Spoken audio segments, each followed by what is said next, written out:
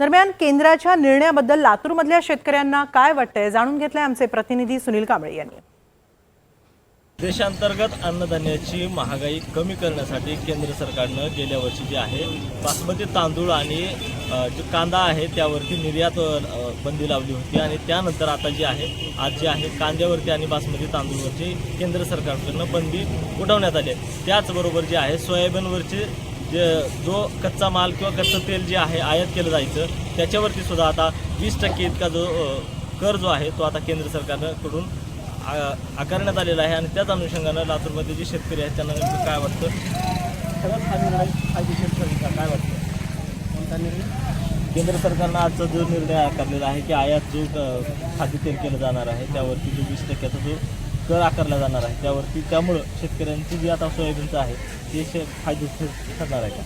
शेतकऱ्याच्या बाबतीत शेतकऱ्याच्या उद्योगामध्ये सरकारचा हस्तक्षेप थांबविण्यासाठी सरकारने बाजारपेठेचं शेतकऱ्याला बाजारपेठेचं तंत्रज्ञानाचं स्वातंत्र्य खूप गरजेचं आहे। आणि हमी भावानं काही समजा काही समर्थन करणारे काही लोक आहेत की हमी भाव नसून ती कमी भाव आहे, तर हमी भावाच्या किंवा सरकारनं शेतकऱ्याच्या उद्योगामध्ये उद्योगामध्ये कुठलाच हस्तक्षेप ठेवू नये, व्यापार पूर्ण खुला करावा आणि शेतकऱ्याला हे बाजारपेठेच्या स्वातंत्र्यामध्ये शेतकऱ्याला स्वातंत्र्य देऊन शेतीमालाला भाव ऑटोमॅटिक बाजारपेठेमध्ये मागणी पुरवठ्याच्या सिद्धांताप्रमाणे शेतकऱ्याला न्याय मिळेल।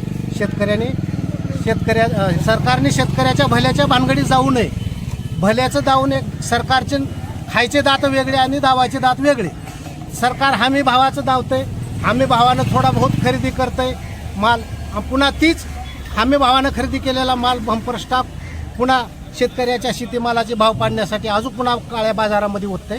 आणि शेतकऱ्याच्या जीवनामध्ये सरकारने कुठलाच हस्तक्षेप ठेवू नये, व्यापाराचं पूर्ण स्वातंत्र्य द्यावं। शेतकऱ्याचा माल कुठेही विकला तरी त्याच्यामधून सरकारने हस्तक्षेप काढून घ्यावा। कांद्यावरचा जो निर्बंध आहे तो उठवण्यात आलेला आहे आणि त्यामुळे आता कांदा उत्पादक शेतकऱ्यांमध्ये दिलासा देईल असं वातावरण वाटतं। इलेक्शन तो तात्पुरता आहे आणि तो कधी सगळा कांदा आता संपून घ्या आणि आता तुम्ही काय त्याच्यावरची कधी टॅक्स हे करून काय करणार आहोत? आता निर्यातबंदी कांदाच नाही, आता शेतकऱ्याजवळ कांदा नाही, जो कांदा आहे तो व्यापाराजवळ आहे आणि जो सरकारनं बफर स्टॉक खरेदी केलाय तो हमी कमी भावामध्ये ते पुन्हा मार्केटमध्ये भाव आणून उतरवतात आणि त्याचे भाव पाडतात। त्याचा काय फायदा आहे? त्याचा काही फायदा शेतकऱ्याला होणार नाही। अजून शेतकरी काय सांगाल, आजचा जो केंद्र सरकारचा निर्णय आहे खाद्यतेलावरती जे आयात आहे ते आता 20% वाढवण्यात आलेले आहे, त्यामुळं शेतीच्या आता जी सोयाबीन आहे त्याचा कुठेतरी फायदा होईल का? सोयाबीनच्या मध्ये भावामध्ये काही वाढ होईल का? अशाला आहे सरकारी शासनानं जी भाव नियमाचे घातले खरेदी आतापर्यंत केलीच नाही, उलट कमी भावानं आमचं सोयाबीन घेतलं आणि शेतकऱ्याला याविषयी हात बंद करून टाकले। शेतकरी काही शिल्लक राहिले नाही, पेरणीला सुद्धा शिल्लक पैसे राहत नाहीत।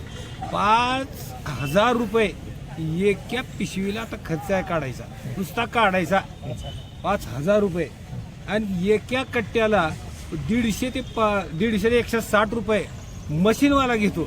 इथवर आणायला 35 रुपये 10 किलोमीटरवरून, शिल्लक काय राहणार आहे? पुन्हा पेरणीला सुद्धा कोणाची या बॅजेस काढणं भाग आहे। शेतकऱ्याचं सरकार नाही किंवा ह्या सरकारचं धोरण असं आहे की शेतकऱ्यानं जगूच नाही, जगायचं धोरणच नाही ह्या सरकारचं। धोरण जर असतं लोकसभेला जनमतातून दाखवून दिलं तरी पण सरकार वाकलं नाही, उलट कमी भाव आणले। 4,000 रुपयावर सोयाबीन आणलं पुन्हा। काय राहिलं शिल्लक ह्याच्यात? काय राहणार आहे शिल्लक? शासनाला कळतंय, सरकारला कळतंय, अशातला भाग नाही, पण मुद्दाम शेतकऱ्याची गळा दाबून मारायचं काम या सरकारनं केले, बाकी काय नाही। एकूण जर पाहिलं तर केंद्र सरकारनं आज जो शेतकऱ्यांच्या विषयी घेतलेला जो निर्णय आहे तो आता शेतकऱ्यांना दिलासादायक नाही असं शेतकऱ्यांमधून व्यक्त केलं जात आहे। सुनील कांबळे, NDTV मराठी, लातूर।